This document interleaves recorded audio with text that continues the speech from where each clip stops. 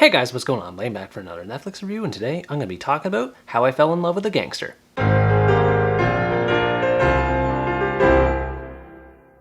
How I Fell in Love with a Gangster is a Polish crime drama that tells an abridged life story of Nikodem Skotarczak, also known as Nikos, one of the most famous gangsters in Polish history. It recounts how he came to begin a life of crime, following up with his rise to power and his eventual downfall years later. His story is told from the perspective of a woman who used to be romantically involved with him in the past. She relays her personal experiences with Nikos to a journalist while comparing these experiences to hearsay and news reportings from other people to provide as complete of an account of events as possible. I was a bit nervous going into this movie because of its runtime. It clocks in at just over 3 hours in length, so I was worried about the potential of watching a bad movie for that long. Fortunately, despite some hiccups, I think the movie was an excellent experience and a fascinating look at one of Poland's more notorious criminals. Nikos is a complicated character as portrayed in this movie because his life is explored in various stages and decades, so his attitude always reflects his circumstances. In this regard, I think the filmmakers did a phenomenal job at bringing Nikos to life and giving insight into what kind of person he was. Right off the bat, the audience gets a sense that Nikos is someone who values the concept of family, having been raised in an abusive household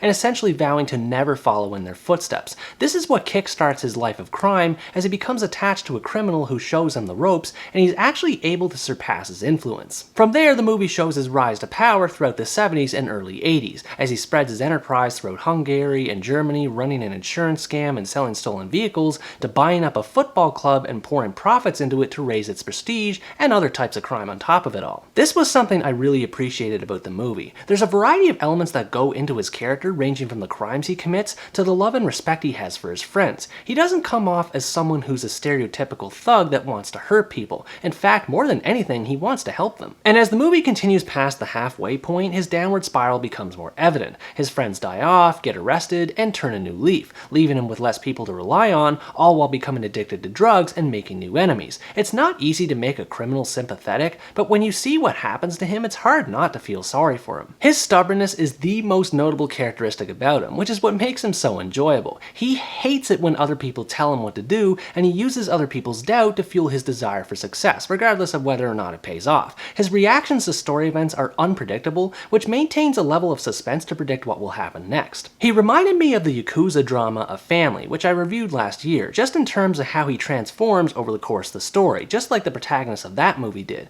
He starts off happy and content with his crime family, and eventually finds himself sick, lost, and unable to move forward from his glory days. As well developed of a character that Nikos is, though, I found his actual family history to be a bit lacking. He has one son and one daughter with 2 different women, but they're barely in the movie at all. In fact, his son straight up disappears after only a few scenes. His immediate family members are barely in the movie too, even though they're referenced all the time. I didn't realize he had a sister until she popped up in the middle of a party with no warning, and it's the only scene she appears in throughout the entire movie. It seemed weird how much effort went into telling Nikos' life, and yet the movie coasts through his family, fatherhood, and marriages as if they're all afterthoughts. While it's clear that Nikos loves his children dearly, his family life is still a missed opportunity that would have added an extra layer of depth to his character on top of the family he already has with his fellow gangsters. These gangsters are the majority of the secondary characters present throughout the movie. One I particularly liked was Como, who is kind of an anchor that keeps Nikos grounded as best as he can before Nikos ultimately becomes undone. On the other hand, some characters feel out of place or just downright goofy. Silvio is a perfect example of this, as he shows up halfway through the story out of nowhere and acts like an idiot while constantly high on cocaine. He exists to steer Nikos toward a bad direction in life, which is understandable, but poorly executed in its approach. In general, though, the gangsters and their code of honor were presented quite well. Many of them hold Nikos in high regard in the beginning,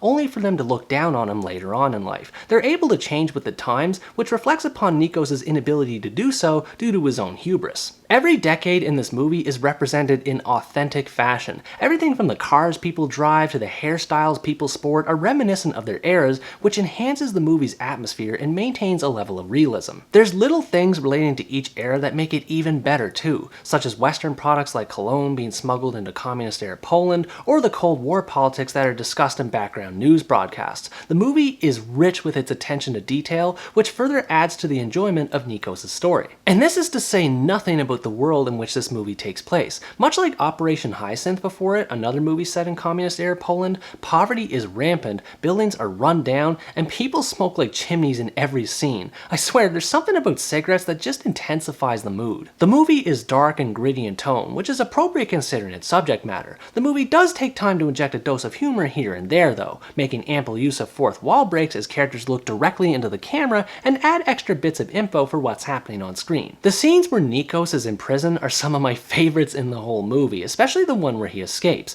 I'm not sure how much of it is true or embellished, but I found myself fist pumping the air without even thinking after his little caper took place. It felt like something that was straight out of a Guy Ritchie movie. Conversely, prison is also the place where Nikos meditates on his actions the most, as he finds himself reading a lot of literature, becoming fixated on one book in the form of Zorba the Greek. I won't get into that book too much in this video, but having looked it up after watching the movie, I appreciated how many thematic ties there were between that story and Nikos's. Throughout the movie, he sees himself as a tiger as opposed to a turtle, which he regards as basically anyone who opposes his ideals. He would rather live fast and furiously at the expense of his own safety as opposed to being chained to a desk job, and this attitude remained consistent despite him changing in other areas. I know I'm going to be repeating myself a bit, but this defiance really is what makes his character work for me. He always sees himself as a king no matter how many followers he has, and his confidence to see his mindset through to the end made for a great tragic narrative. This is reinforced by the character Melina, who serves as an occasional lover for Nikos in spite of his marriages. She's the link between past and present and adds a mythological aspect to Nikos' story in her narrations,